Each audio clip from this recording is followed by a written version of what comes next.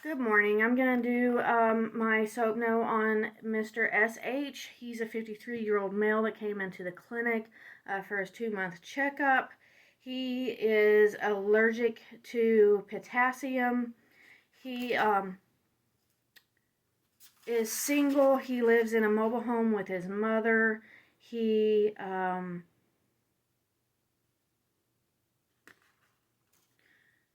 has 2 sons that are living with no past medical history, and yeah, he lives in a mobile home with his mom. He is allergic to latex and not potassium. He is allergic penicillin. His social history includes he is not a smoker. He does not consume alcohol. He drinks 1 cup of caffeinated beverage a day. He does smoke marijuana.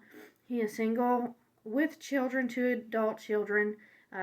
He lives in a mobile home with his mom, who he helps take care of. For his medications, he takes aspirin, atorvastatin 80 milligrams once a day, baclofen 10 milligrams, a half a tablet TID-PRN, epinephrine 1 milligram as needed for his allergies. And that epinephrine pen, let me clarify that. I say that for his allergies. He does get allergy injections at our sister clinic in another location. He takes Lexapro 20 milligrams, 1 tablet daily. Folic acid 1 milligram. Lasix 20 milligrams, 1 tablet daily. Hydromorphone or allotted 2 milligram tablet. 1 tablet every 4 hours as needed, prescribed by pain management doctor. Metformin, hydrochloride, 500 milligrams, extended release tablet, 1 pill twice a day. Methotrexate, that is also prescribed by his pain management doctor. Low pressor, 50 milligrams, 1 tablet, it would be 25. So low pressure, 50 milligram tablets, a half a tablet twice a day. Flomax, 0.4 milligrams, 2 pills by mouth every day. Tenazidine, 4 milligram oral tablet, 1 every 8 hours as needed. PRN for muscle spasms. Topamax, 50 milligram tablet, 2 tablets every day. So he takes 100 milligrams once a day. And then we have held his lisinopril as his blood pressure has been stable. So he comes in today. Let's see his family history. His mother is deceased. So who is he living with? Because he says that he lives with his parents.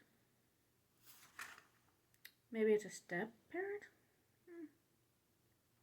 Anyway, he referred to them as his mom. So, according to his family history, his mom is deceased.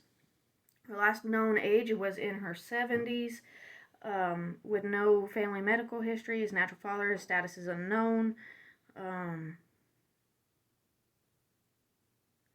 He has 2 full sisters living. Past medical history include, they're unsure about that.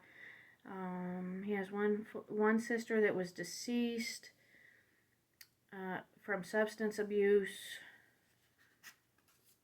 He has 2 living sons, and they don't have any medical history that he is aware of as well. Over-the-counter vitamins and supplements, he does take B12. We did go over his social history, and he lives with a parent. So that must be his stepmom that he was talking about. I did ask about that, and he said that he lived with his mom because he helps take care of her. Interesting. His past surgeries, he has had a craniotomy, and then he has also had multiple surgeries on his spine because he does have the scoliosis. Those surgeries did not do well because when he stands up, you can tell that he has the scoliosis. It's not a questionable diagnosis. One shoulder is at least a good 6 inches higher than the other shoulder. And you can tell with his hips, he has a lot of hip pain as well, because one hip is significantly higher than the other hip as well. He is 65.5 inches. His vital signs today when he came in, blood pressure is 112 over 66. He weighs in at 156, which gives him a body mass index of 25.6. Respiration's 18, pulse is 87, temp was 98.1, and he was 98% on room air. As far as his ROS, he only complained. I had to really get out of it. I could tell that he wasn't feeling good whenever I walked into the room. But he had made everything sound like everything was okay. But as I started going back through his ROS, neurologically he was fine. HEENT, he was fine. Get down to respiratory, he complains of shortness of breath. Denies a cough. Denies any fevers. Excuse me. Denies any fevers. I keep on moving down. I go into gastro. He complains of swelling of his abdomen. He looked like he was about 9 months pregnant. He said this was extremely unusual for him. He is usually not that swollen in his belly. I said, okay. I started asking him about constipation. He said, I have a bowel movement every day. I said, did you have a bowel movement today? He said, yes. I said, was it normal? Was it hard? Was it soft? Was it diarrhea? He said, no, it was normal for me, but it was a small one. I said, okay. When was his last bowel movement prior to? He said it was the day before. I said, okay. So, I'm sitting here going through the things. He denies any constipation. He denies any abdominal pain or anything like that. So I just kept on going. Go down to urinary issues. He says that he's having problems going to the bathroom, but once he's able to go, he goes for a little bit and then he stops. He feels like his bladder is completely full all the time. I said, okay. Moving on down muscular-wise, he complains of his chronic pain that he always has. No weakness, nothing like that. And then no sores, no rashes, nothing of the abnormal for him on those. So, it's just one of those things. I got him up on a table. I did my assessment on him. I laid him back so I could look at his abdomen and look at his abdomen. I'll tell you what, that was the quickest abdomen assessment that I've ever done with somebody laying down. It lasted probably about 1.5 seconds because as soon as I laid him down, he became red and he looked at me and says, I can't breathe. So I immediately set him back up. His abdomen was extremely taut. And he said it has never been like that for him before. This has been going, I asked him how long all of this had been going on. He said for 2 weeks. I asked him how he was able to sleep.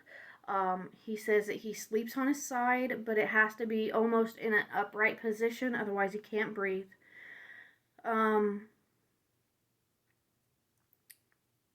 His lungs were clear. There were no issues with his lungs. His abdomen was so taut that it was hard for me to assess to see if there was any masses or if there was any stool or anything because he was so taut. He was so tight. So with this fella, what I went ahead and did is I ordered labs there in the office. I ordered a CBC with DIF, CMP, hemoglobin A1C, and a urinalysis. He is followed by a urologist as well for his difficulties with urination. So I really didn't address that today. I was more concerned about his abdomen. I realized that he was on the hydromorphone, or the Dilaudid tablets from pain management, but he was not on any stool softeners. I became worried that we had a blockage going on, even though he said he was passing the stool, but it was just enough. I mean, was he actually telling me the truth? Could I believe what it was that he was saying? One of those type of things. So I did order the blood work. I did order the urinalysis just to rule out a UA, just to make sure he didn't have a UA from the urinary symptoms that he was telling me. He said that it also burned a lot whenever he urinated, so that's why I did do that. And then I referred him to have a KUB done, but in the meantime, I went ahead and gave him some samples of Linzess while we were right there in the office, and I told him I wanted him to start taking those immediately, so that day. And then I wanted him to return back to the office in 2 days. So we did do that. So he went and had the KUB done, and we'll get the results of that shortly. And in the meantime, he'll be taking Linzess, and I told him I wanted him to start taking that every day for his constipation, due to the side effects of the pain management that he was on and not being treated for. So his diagnosis today in the clinic is generalized abdominal pain. Because I really don't have, I can't really say that he's constipated at this point because I don't have the results of the KUB back. He is also diagnosed with benign prostatic hyperplasia with lower urinary tract symptoms, and then he has a history of chronic COPD as well, the scoliosis, and then a hyperglycemia as well. So we will wait and see what the KUB says, and we'll see him back in 2 days.